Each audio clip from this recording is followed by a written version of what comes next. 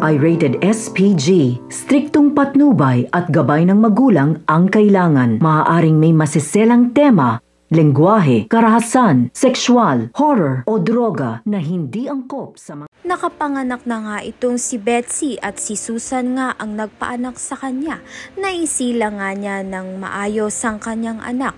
Subalit kinikailangan nga nilang magmadali na makatakas nga upang ang matakasan nga nila ang mga kasalanang ginawa nga nila dito kay Robert at kay Gina. Magkasama ngang hinanap ni Gerald at ni Gina ito ngang sina Susan. At dito na nga'y makikita nga nila sa bus stop. Paalis nga itong si Susan at si Betsy kasama nga ang asawa ni Susan.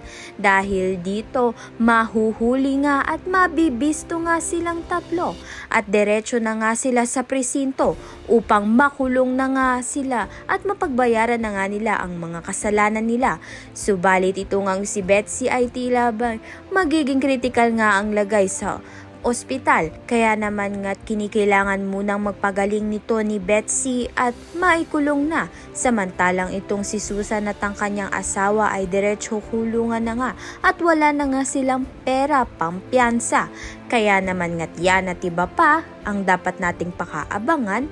Maraming salamat sa iyong panunood.